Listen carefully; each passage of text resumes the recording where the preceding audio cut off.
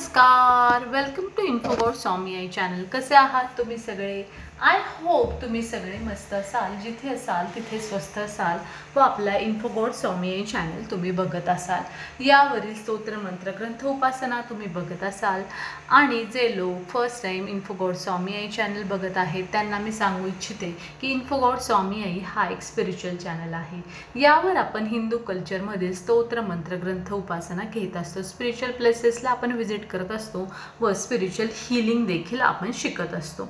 तर आजचा व्हिडिओ तुम्ही बघा, बाकीचे पण व्हिडिओ जे अवेलेबल आहेत इन्फोगॉड स्वामी आई चॅनलवरती ते देखील तुम्ही बघा। आणि जर तुम्हाला इन्फोगॉड स्वामी आई चॅनलची इन्फॉर्मेशन ही आवडत असेल किंवा युजफुल वाटत असेल तर इन्फोगॉड स्वामी आई चॅनलला तुम्ही लाईक, शेअर आणि सबस्क्राईब करा। चला तर मग आजच्या व्हिडिओकडे आपण वळूयात। आजचा टॉपिक आहे श्री नृसिंह जयंती। आज आहे वैशाख शुद्ध चतुर्दशी, म्हणजेच आज आहे 11 मे 2025 व दरवर्षी वैशाख शुद्ध चतुर्दशीला श्री नृसिंह जयंती येत असते। नृसिंह हा श्री हरी विष्णू नारायणांचा चौथा अवतार आहे। श्री हरी विष्णू नारायणांचे आत्तापर्यंत एकूण 9 अवतार होऊन गेलेत आणि अजून त्यांचा 10वा अवतार देखील कलियुगामध्ये होणार आहे। त्यापैकी जो चौथा अवतार होता, जो उग्र अवतार होता श्री हरी विष्णू नारायणांचा, तो आहे श्री नृसिंह। आणि त्यांचा जन्मोत्सव किंवा त्यांची जयंती जी असते ती दरवर्षी वैशाख शुद्ध चतुर्दशीला असते आणि या वर्षीची वैशाख शुद्ध चतुर्दशी जी आहे ती आज 11 मेला आलेली आहे। तर आपण नृसिंहांविषयी जाणून घेणार आहोत। त्यांची उपासना केली तर आपल्या जीवनात काय फरक पडतो, वैशिष्ट्य काय आहे त्यांच्या उपासनेची, त्यांचे मंदिर काय आहेत आणि कसा त्यांनी अवतार धारण केला, का धारण केला, हे आपण जाणून घेणार आहोत। तर पुराण काळामध्ये हिरण्यकशिपू नावाचा एक असुर होता जो खूप काही सामान्यांना, देवतांना त्रास द्यायचा, अत्यंत दुष्ट असा होता तो। आणि त्याचा खात्मा करण्यासाठी आणि त्याला मारून टाकण्यासाठी, सामान्यांचं रक्षण करण्यासाठी विष्णूंनी एक अवतार घेतला जो अर्ध मनुष्य आणि अर्ध सिंह असा होता, ज्याला नृसिंह म्हणून ओळखलं जातं। आणि त्या रूपामध्ये येऊन, नृसिंहाच्या रूपामध्ये येऊन हिरण्यकशिपूचा मांडीवर बसून नखांनी फाडून, पोट फाडून त्यांचा खून केला किंवा खात्मा केला। आणि तेव्हापासून श्री हरी विष्णू नारायणांचं नवीन रूप, चौथं रूप आपल्याला पाहायला मिळलं, ते म्हणजे श्री नृसिंह अवतार। तर श्री नृसिंह अवतार हा का उत्पन्न झाला हे आपल्याला कळलं की हिरण्यकशिपूला मारण्यासाठी। तर हिरण्यकशिपू हा असुर होता आणि त्याला आधी अजून एक भाऊ होता हिरण्याक्ष, ज्याचा वध श्री हरी विष्णू नारायणांनी आधीच केला होता त्यांच्या 3ऱ्या रूपामध्ये, वराह रूपामध्ये। आणि तेव्हा हिरण्यकशिपूला त्यांनी मारलं नाही, कारण हिरण्यकशिपूने काही तपश्चर्या करून वर मिळवला होता ब्रह्मदेवाकडून की मला कुठलाही मनुष्य, कुठलाही देव, प्राणी, पशु, पक्षी मारू शकणार नाही आणि मी अमर राहील आणि मला ना उमऱ्यात, ना दारात, ना घरात, ना महालात, ना पाताळात, आकाशात असं कुठेही मरण येणार नाही। आणि तो वर त्यांनी, ब्रह्मदेवांनी त्यांना दिला होता त्यांची तपश्चर्येला, हिरण्यकशिपूला। त्यामुळे हिरण्यकशिपूला असं वाटत होतं की त्याला कुणीही मारू शकत नाही, तो अमर होईल। आणि हिरण्यकशिपूचा जो मुलगा होता प्रल्हाद, जो भक्त प्रल्हाद ह्या नावाने ओळखला जातो, तो विष्णूंचा भक्त होता। आणि हा असुर असल्यामुळे हिरण्यकशिपूला त्याचा खूप राग यायचा की विष्णूंची तो उपासना करतो वगैरे, देवांचे आपण असुर आहोत तर हा कस काय असा माझ्या घरामध्ये देव ऋषी सारखा मुलगा जन्माला आलाय। तर त्याला तो सतत त्रास द्यायचा आणि तो त्रास विष्णूंना सहन झाला नाही। लहान मुलाला देत असलेला, सामान्यांना, स्वतःच्या मुलाला मारण्याचा प्रयत्न करत असलेल्या ह्या हिरण्यकशिपूला मारून टाकण्यासाठी, त्याचा वध करण्यासाठी श्री हरी विष्णू नारायणांनी अर्ध मनुष्य आणि अर्ध सिंह असे मिळून श्री नृसिंहाचा रूप घेतलं। आणि कुठल्याही शस्त्राने त्याला मारायचं नव्हतं, त्यामुळे अशी वाघनखं होती त्यांच्या हाताला की त्या नखांनी फाडून त्याला ना उमरात, दारात, महालात कुठेही मारू शकत नव्हतं, आकाशात, पाताळात। म्हणून मांडीवर बसून अर्ध नृसिंह, अर्ध सिंह, अर्ध मनुष्य अशा रूपामध्ये नखांनी फाडून त्याचा वध केला।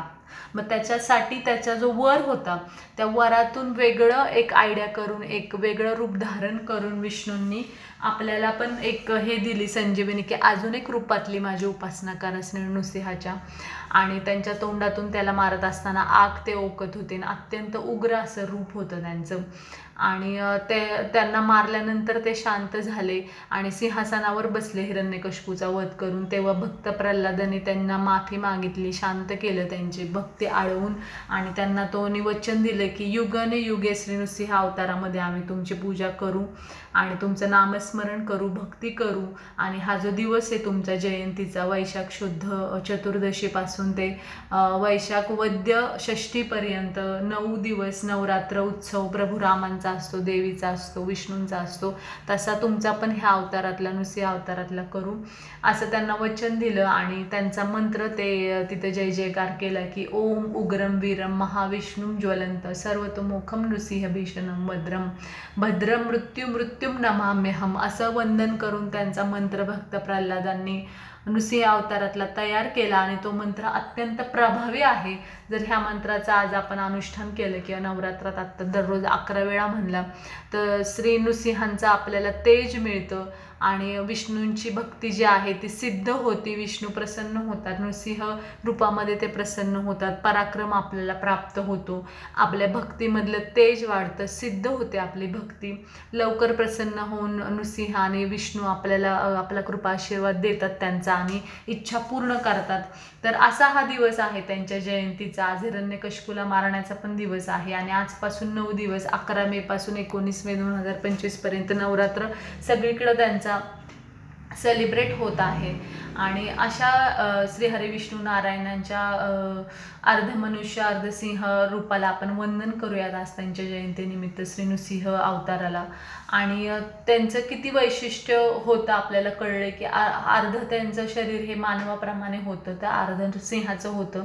त्यामुळं त्यांची ती नखं जी होती ती पण खूप मानली जातात, वाघ नखं, सिंहाची नखं. आणि ते वैकुंठामध्ये आजही स्थित आहेत विष्णूंच्या आत्म्यामध्ये हे रूप. त्यांचं वाहन गरुडच आहे. त्यांचं शस्त्र सुदर्शन चक्र शंख आणि कौमोदकी नखे आहेत जी सिंहाला असतात. त्यांची पत्नी नरसिंह आहे आणि त्यांचा मंत्र आपण ऑलरेडी पाहिला की ओम उग्रम वीरम महाविष्णुम ज्वलंतम सर्वतोमुखम नृसिंहम भीषणम भद्रम मृत्युम नमाहम हा मंत्र आहे, गायत्री मंत्र. तो आपण जप करू शकतो आजपासून 9 दिवस नवरात्र नृसिंह नवरात्र आपण सेलिब्रेट करून. तसंच नृसिंह नवरात्रामध्ये नृसिंह पुराण आपण वाचू शकतो, विष्णू पुराण वाचू शकतो, विष्णू गायत्री मंत्राचा जप करू शकतो.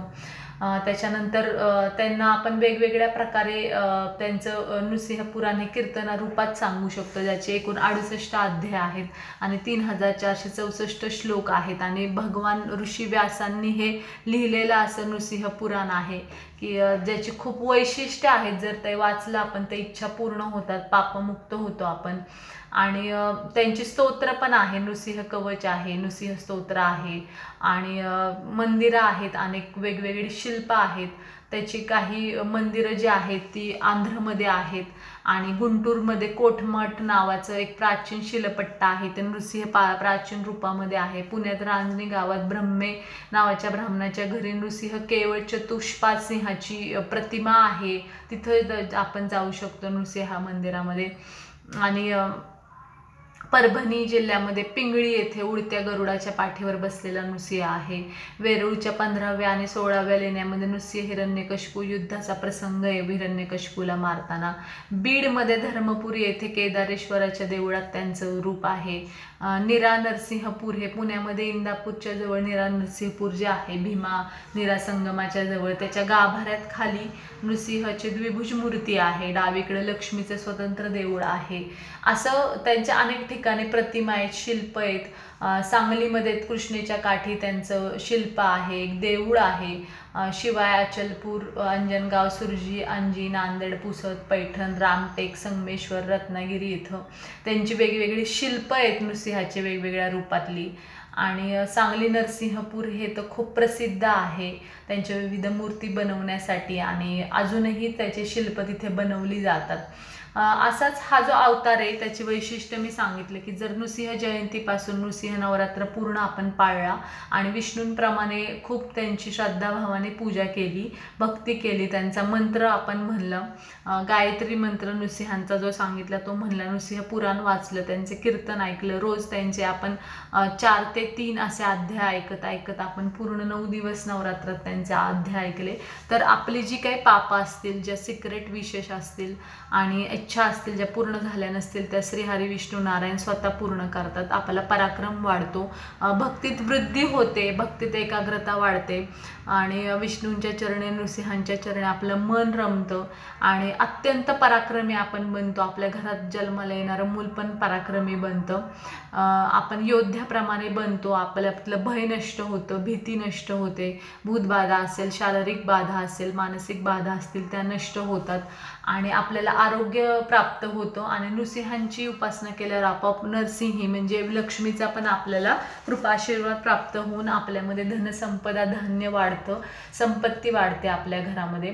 तर नृसिंह हे अत्यंत पराक्रमी होते, त्यामुळे राजा जे होते पुराण काळातले ते अत्यंत नृसिंहांना मानायचे आणि विष्णूंच्या पूजेबरोबर ते नृसिंहाची देखील पूजा करायचे योद्धा असल्या कारणामुळे.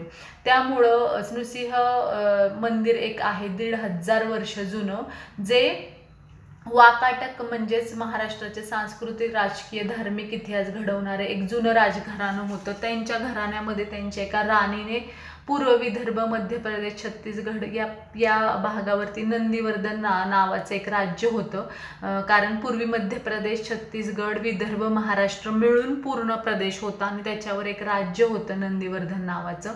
तर तिथं बांधलेलं एक मंदिर आहे जे आता नागपूरमध्ये गेले आणि तेव्हा पूर्ण महाराष्ट्र, तेलंगणा, छत्तीसगड हे एक होतं. आणि प्रभावती गुप्ता ही नावाची राणी होती रुद्रसेन राजाची, जी गुप्त चंद्रगुप्तच्या घराण्यातली होती, उत्तर भारतातली, जी दक्षिण भारतात आली. महाराष्ट्र, छत्तीसगड, तेलंगणा एकत्र असताना दक्षिण भारतामध्ये तिचं लग्न झालं रुद्रसेन नावाच्या राजाशी.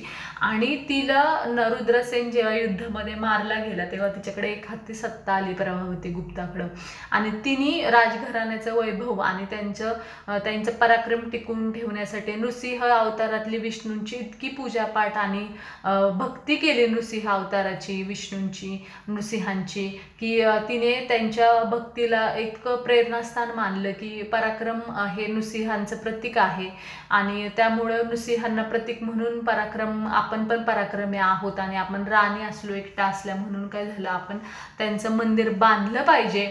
आणि ते शैव राजघराणं होतं, ती वैष्णव होती आणि त्यामुळे विष्णूंची आणि नृसिंहांची ती पूजा करायची. तर वाकाटक राजघराण्यामध्ये प्रभावती गुप्त नावाच्या राणीने धार्मिक स्वातंत्र्य टिकून राहण्यासाठी 4थ्या शतकात एक असं आधुनिक आणि नृसिंहांचं केवळ नृसिंह असं एकट्याचं त्यांनी एक मंदिर बांधलं, जे त्या काळातलं अत्यंत प्राचीन आणि शिल्प असलेलं असं वेगळ्याच काळातलं एक मंदिर बांधलं की त्याच्यामध्ये मारुती मंदिराची भिंत होती, चुन्याचा लेप होता आणि गर्भगृहात 2 मंडप आणि एका मंडपात 3 प्राचीन शिल्पलेख आणि एक असं तिथं तिने मूर्ती बसवली जी उभी राहिलेली मूर्ती होती नृसिंहांची आणि ती एकट्याची होती. त्याच्या मांडीवर हिरण्यकश्यप होता ना, प्रल्हाद भक्त त्यांना नमस्कार करताना होता किंवा नृसिंही किंवा लक्ष्मी पण नव्हती. असं केवळ नृसिंहाचं मंदिर तिने रामटेक इथे बांधून ठेवलं. नागपूर इथं ते आहे, अजूनही आहे आणि ते 1500 वर्ष जुनं आहे. आणि तो मंदिर त्यांनी असं बांधलेलं आहे की 4 स्तंभ, त्यावर सपाट चौकोनी शिळा आणि त्यासमोर पूजनीय मूर्तीचं गर्भगृहातलं स्थान म्हणजे त्या चौकोनी शिळेवरती नृसिंहांची उभी असलेली मूर्ती, असं मंदिर त्यांनी बांधलं. त्याच्या बाहेर 4 शिल्प तिने लावली. असं अत्यंत साधं केवळ नृसिंहाचं रूप तिने बांधलं प्रभावती गुप्त राणीने, जे अजूनही आपल्याला बघायला मिळतं. 8 फूट उंच असं स्वतंत्र पाषाणात कोरलेली द्विभुज अशी मूर्ती आहे आणि त्याची प्रतिमा लाल पाषाणातली आहे, लाल दगडातली ही मूर्ती आहे. आणि इथे नक्की आपण भेट देऊ शकतो, दर्शन घेऊ शकतो. तसंच पुण्यामध्ये पण मी सांगितलं त्या ठिकाणी जाऊन पण आपण दर्शन घेऊ शकतो, जे आपल्या जवळ आहे तिथे. आणि नृसिंहांची भक्ती केल्याने आपलं मन शांत होतं, कारण त्यांचा उग्र अवतार होता आणि त्यांची जर भक्ती केली तर आपल्यातला राग आणि उग्रपणा ते काढून टाकतात आणि आपल्याला पराक्रम देतात, शक्ती देतात मनाची, ध्यानाची आणि उपासनेत मन राबवण्याची शक्ती देतात. आणि नृसिंहांची उपासना केली तर श्री हरी विष्णू नारायण जे शांततेचं प्रतीक आहेत ते पटकन प्रसन्न होतात, कारण उग्र अवतारातली त्यांची उपासना केली तर अजून प्रसन्न होणार आहे ना विष्णू. त्यामुळे नृसिंहांची उपासना आपण 9 दिवस करूयात. 11 मे पासून 19 मे 2025 मध्ये नृसिंह नवरात्रानिमित्त, नृसिंह जयंतीनिमित्त शक्य झालं तर नृसिंह पुराण वाचूयात, विष्णू सहस्त्रनामाचा जप करूयात, नामस्मरण करूयात आणि नक्की जवळपासच्या नृसिंह शिल्पांना आणि नृसिंह मंदिरांना आपण भेट देऊन दर्शन घेऊयात. चला तर मग तुम्ही आजपासून 11 तारखेपासून 19 तारखेपर्यंत नृसिंहांची उपासना करा आणि श्रीहरी विष्णू नारायणना नृसिंह रूपामध्ये प्रसन्न करून घ्या. आणि नृसिंहांच्या चरणी आणि विष्णूंच्या चरणी मी प्रार्थना करते की ते तुम्हाला मला आरोग्य देव, पराक्रम देव, भक्तीत वृद्धी करो आणि आपलं मन शांत करो, आपला पराक्रम वाढवो, धनधान्य देव, संपत्ती देव, आरोग्य देव आणि अशीच दरवर्षी आपल्याकडून उपासना श्रीहरी विष्णू नारायण नृसिंह रूपातली करून घेऊ. तर आजचा कंटेंट तुम्हाला कसा वाटला मला कमेंटद्वारे नक्की कळवा. आणि तुम्हाला जर काही प्रश्न असतील तर कमेंटद्वारे विचारा, सजेशन्स असतील तरी कमेंटद्वारे विचारा. तुमचा चॅनल असेल, त्याचं प्रमोशन करायचं असेल तर मला तुमच्या चॅनलचं नेम, चॅनलची लिंक आणि चॅनलचं डिस्क्रिप्शन मला तुम्ही कमेंटद्वारे पाठवा. मी तुमच्या चॅनलचं प्रमोशन इन्फोगॉड स्वामी या चॅनलवरती नक्की करेल. तर आजचा कंटेंट आपण एंड करूयात. आपण भेटूयात नवीन व्हिडिओमध्ये नवीन माहितीसह. तोपर्यंत stay tune on Infogod Swami या channel. Bye for now. Bye bye.